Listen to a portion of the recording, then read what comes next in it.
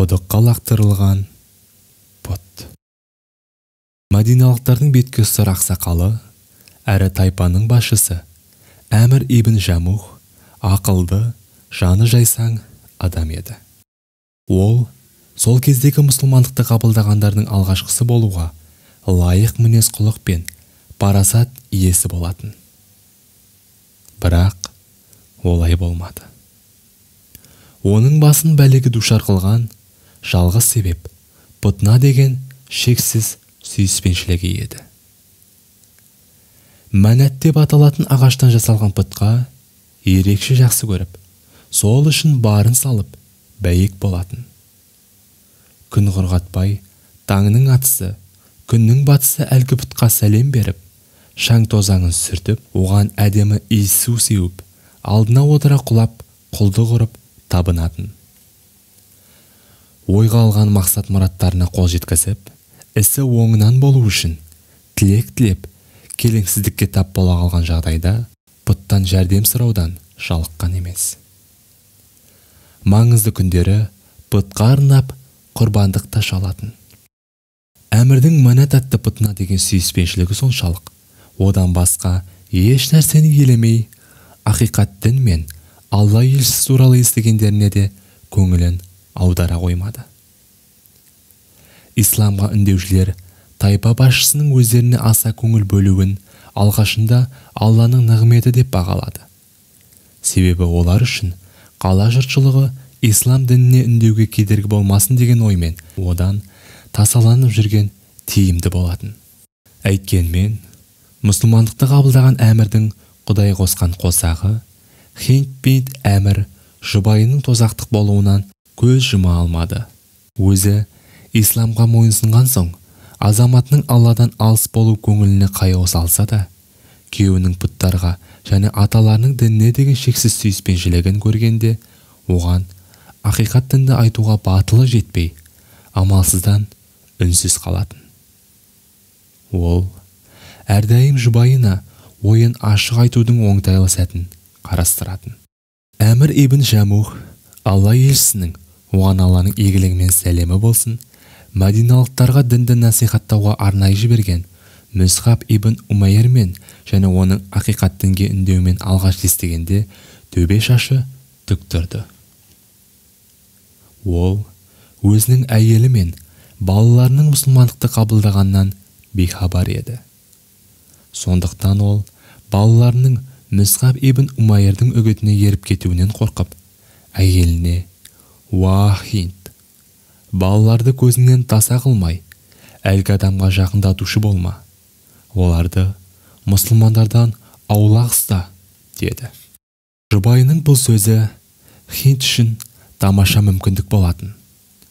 Мұндай мүмкіндікті қалт жібермей, Құдай қосқан қосағына ислам дінін барынша жұмсақ тілмен түсіндіретін сәт туғандай еді. Өйткені Хинд бин Әмір жолдасының ақиқатты дұрыс ұғынса, ислам дінінің қабылдайтынына сенімді болатын. Сол себепті оған: «Жарайды, дегенің болсын», деді де сөзін былайша жалғады: «Әлгі ақиқат дінге үндеушінің айтқандарын ұлымыз Муаздың аузынан тыңдауға қалай қарайсың?» деді. Әйелінің сұрағын ести сала, Әмір ибн Жамух: «Сен не деп оттап отырсың?» «Жоқ, әлде менің ұлым менен хабарсыз аталарының дінінен бас тартты ма?» деп бар даусымен айқайға басты. Күйеуінің ашуынан сескеніп қалған Хинд алдымен мәселенің шет жағасын тілге тиек етіп, ұстамды болуға тырысып бақты. Сөйтті де: «Жоқ, о не дегенің? Муаз жай ғана әлгі дін уағызшысының бірнеше сұхбатына қатысып, кейбір сөздерін жаттап алыпты», деді. Осылайша сөзін астарлы айту арқылы жұбайын жұмсартып, исламмен жақыннан таныстыруды көздеді.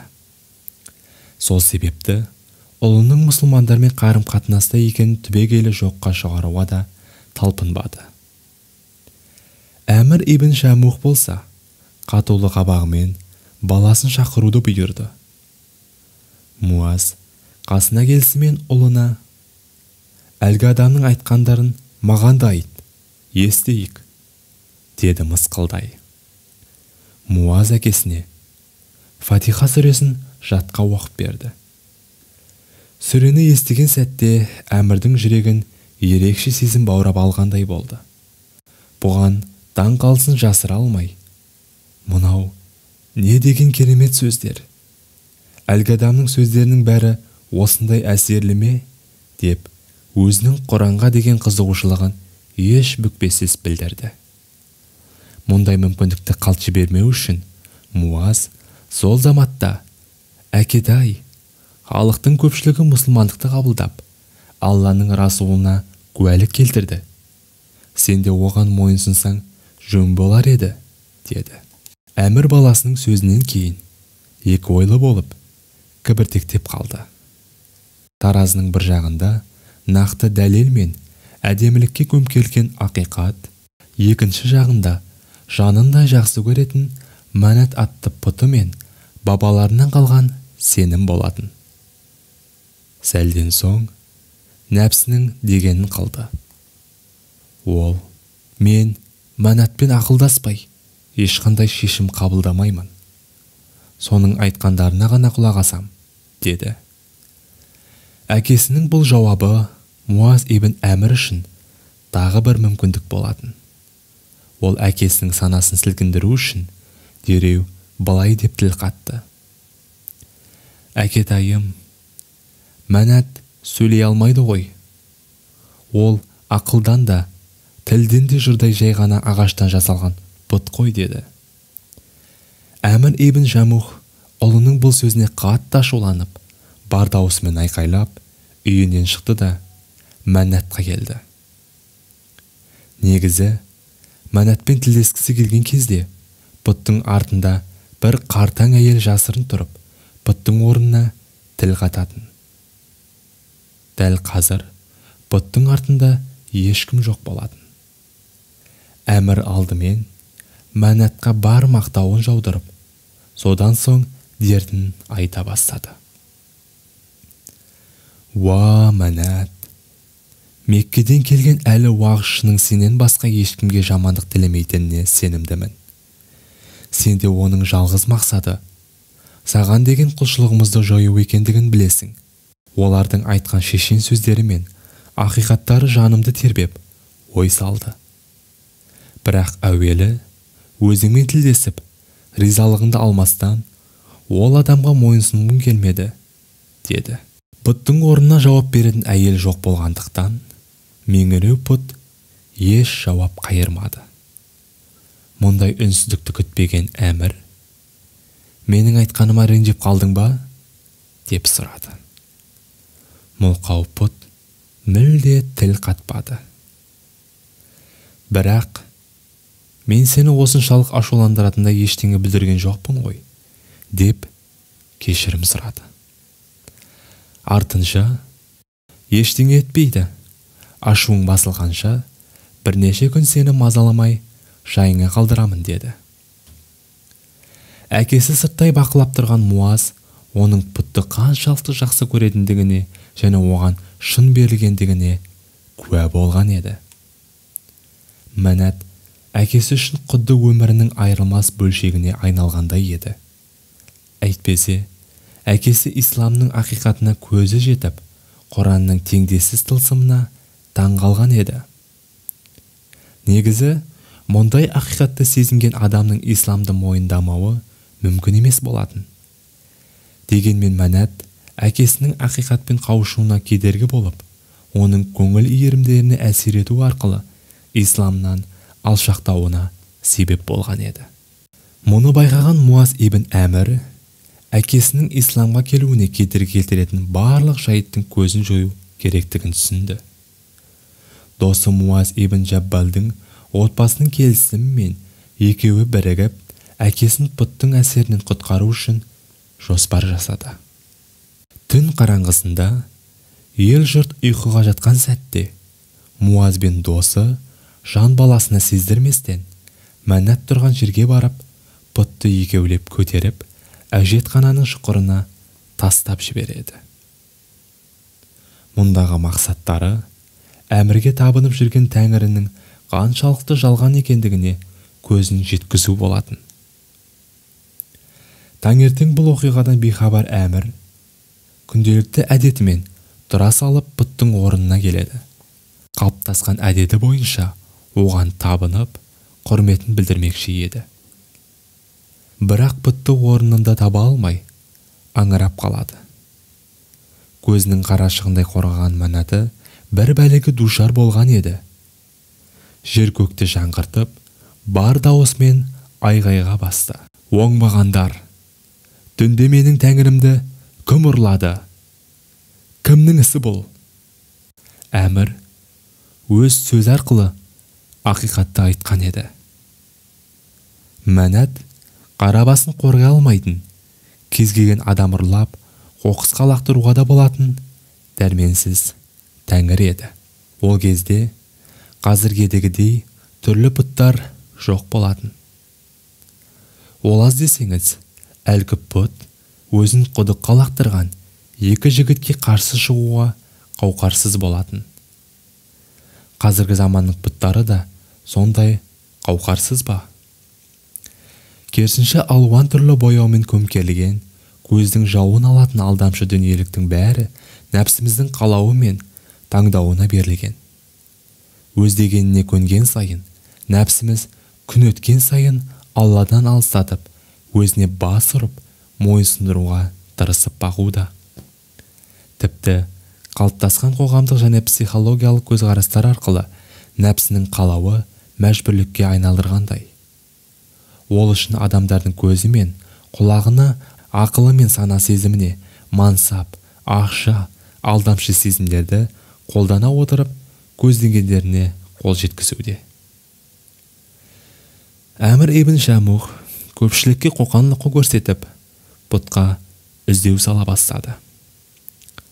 Біраз уақыт ізденістен кейін бұтты аяғы аспаннан келіп жатқан күйі шұңқырдан тапты.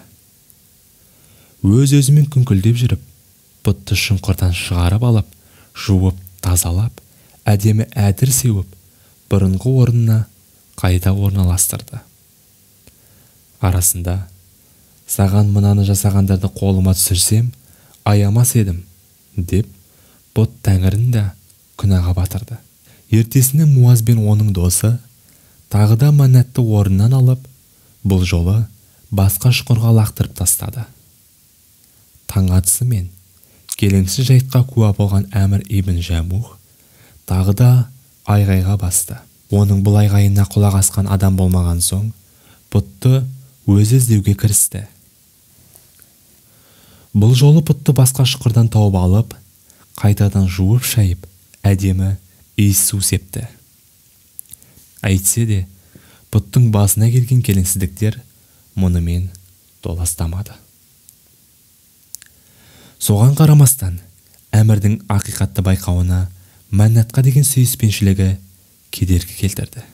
Бұтты қайта-қайта шұқырға тастағандар болса, осы әрекеттермен барынша Әмірдің көзін ақиқатқа ашуға талпынды.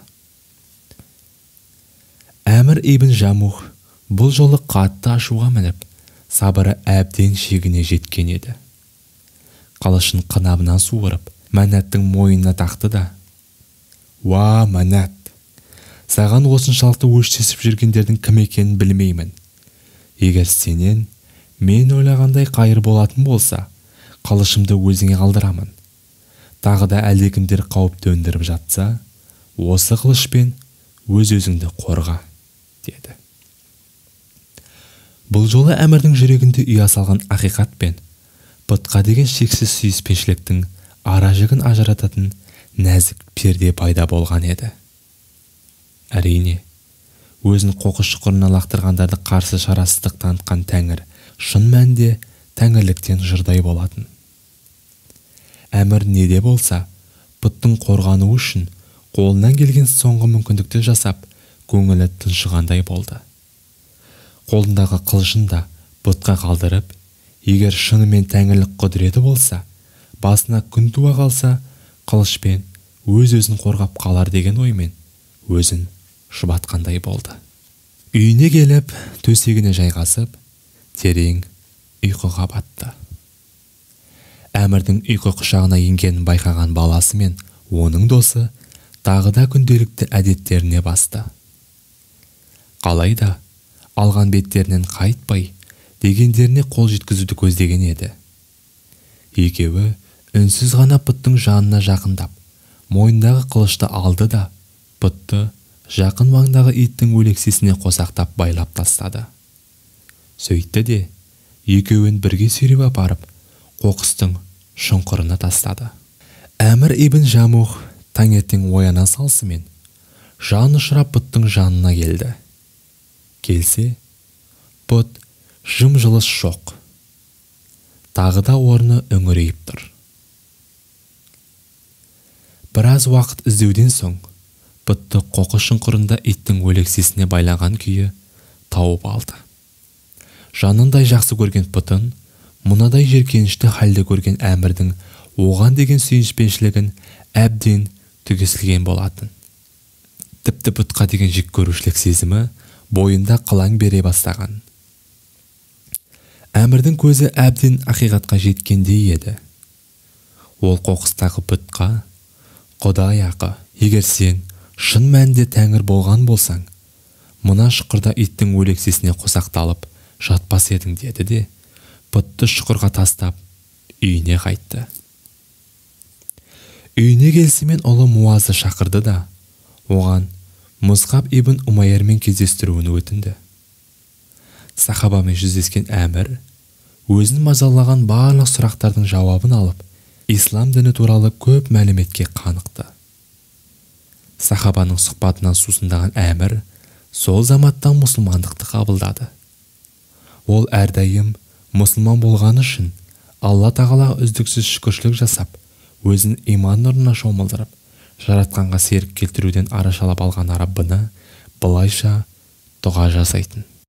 Шексіз құдірет пен қуат иесі, ризық беруші, ақиқат діннің иесі болған Алла тағалаға Әзірет Ахметтей саллаллаху алейхи уәссәләм елші жібергені үшін шексіз шүкір.